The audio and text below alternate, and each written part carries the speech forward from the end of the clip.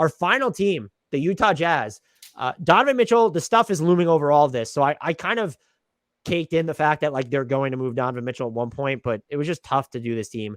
Anyway, Quinn Snyder resigned. They then signed Will Hardy to a 5-year deal. They traded Royce O'Neal to the Nets for a 2023 first round pick. It's the least favorable of Houston, Brooklyn's, or Philly selections. They created an $8.8 million traded player exception in the process. They used most of that on Palermo and Vando. They traded Rudy Gobert to the Wolves for Malik Beasley, Patrick Beverley, Leandro Palermo, Walker Kessler, the number 22 pick, Jared Vanderbilt, a 2023 unprotected first, an unprotected 2025 first, an unprotected 2026 first round swap, an unprotected 2027 first round pick, and a top 5 protected 2029 first round pick. They also created a $9.7 million traded player exception as part of that deal.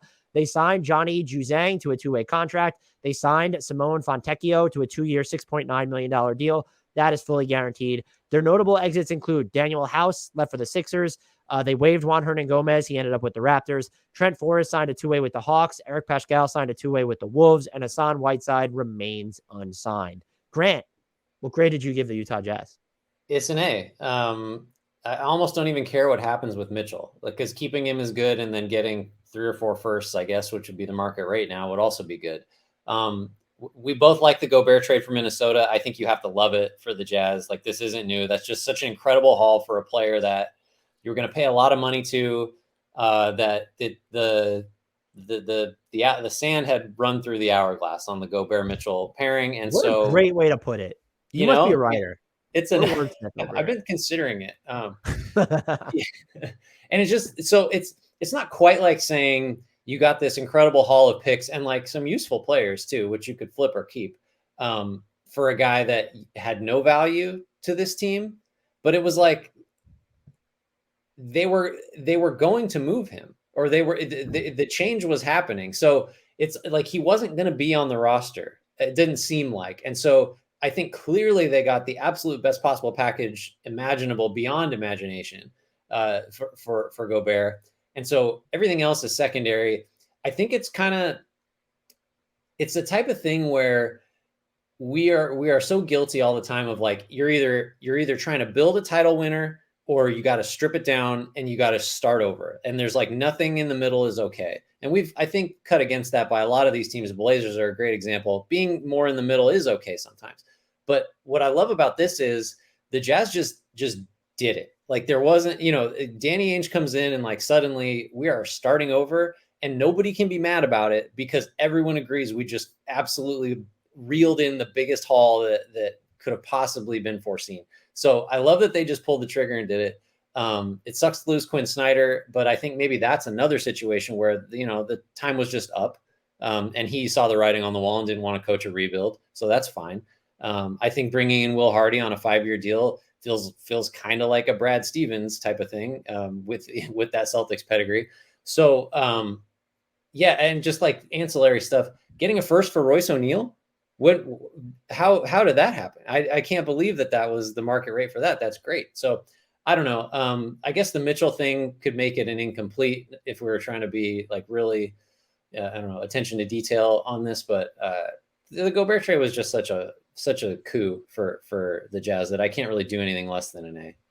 I gave them an A- because they ruined my fucking summer by leaving us in lurch for so long. No, it's personal. I gave them an A- like to sort of account for the incomplete, that it's, you need to follow through with this rebuild, and that if it's not trading Donovan Mitchell, it is balancing out the roster to have fewer guards and actual wings on the team. But the Gobert trade, home run. Quinn Snyder leaving, that was the circumstances were so weird, but it's like you said, was it just sort of time for everything to blow up and he prefers to be the next guy in San Antonio when Pop leaves and coach that rebuild than whatever the Jazz are doing? It's also, he had clashed with, this is a different front office regime, but there had been like weird stuff behind the scenes with Quinn Snyder and the Jazz for a while. So I'm ultimately okay with that because they are rebuilding. If you were trying to make the most of this roster seeing Quinn Snyder leave, that's hard. To get what they did for Gobert, when I don't think, even if we went to the second best offer, that there was ever a trade package anywhere close to that. I get why the Wolves did it, but for the Jazz to actually get that much is huge. And I know people say, and it's typically when you're talking about national writers or podcasters or whatever, like ourselves, that we romanticize draft picks and rebuilds. I get that sometimes. This doesn't feel like that situation. This Jazz core had very much run its course. There was discord sowed behind the scenes for a while. at this point. And the other thing here is just like, don't police fandom or what you value in a team. If you want to root for a team that's just going to flirt with contention or never get there or get all these second round exits or first round exits, that's fine. As someone who covers the league and like likes watching the league, I want to see teams strive for a championship. And if you don't have the clear path to the title, then I'm fine with you starting over. Could they like bump up my grade to a flat out A depending on the Mitchell trade or what they do with the other players? Absolutely. Could it go lower? Probably not, because you're not going to lose the Mitchell trade when you're looking at, and you won the Gobert trade by such a high margin that you have like room for error elsewhere. I don't know, like I think the only way you could absolutely despise the offseason is if you thought that there was an avenue to them acquiring a fringe star big win. Like, could they have given up their 2026 pick and gotten Jeremy Grant? And would that have actually elevated them to title contention if it cost you, let's say you're able to keep Bojan Bogdanovic, but it cost you Jordan Clarkson and other stuff? That might be a fair criticism, but I also like the idea of you were existing in sub contention, because I do think the peak Jazz when they were in the bubble were title contenders, but since then it's been like sub contention. I respect that you blow it up and you're starting pretty much anew. This grade could go lower if they just sort of let everything drag out to where you have so many veterans on this team, you don't move them and you keep Mitchell, that you're not bad enough to maximize your pick.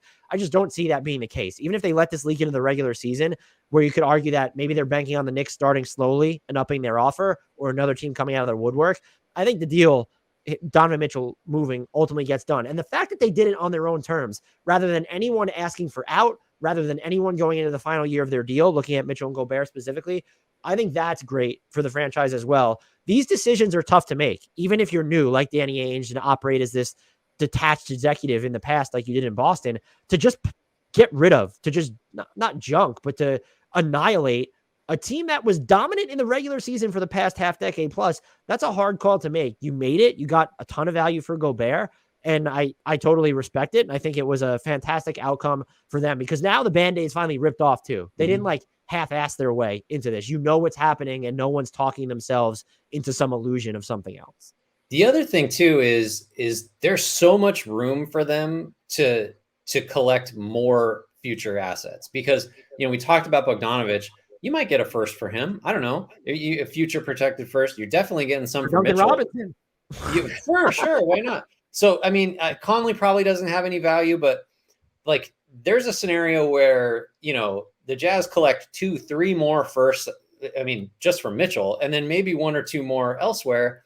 And now we said it for the Spurs when we did them, like you're kind of in the Wembanyama sweepstakes if you really go all the way down, and suddenly you start to look like the Thunder of the last couple of years with all these incoming picks, and you're bad, but like the turnaround is ready to happen like ASAP. So I think there's actually, you know, the rebuild could stop now, and the Jazz would be in great shape, even if they kept Mitchell and like had a gap year and tried to really put it together. But the rebuild could just like, I mean, this could be like, this is like 2 or 3 off seasons of rebuild work done in one. So, and it's not done. So like there could be even more stuff coming in. So the Jazz are just, I mean, this is how you do it. This is really how you do it. And like you said, the key was they did it on their terms. They didn't wait until they were over a barrel. They didn't wait until, you know, they felt like they were losing leverage. They just went and did it. And so, I mean, I think that should be a lesson to a lot of teams, is if it's not working and you know it's not going to work, just go for it.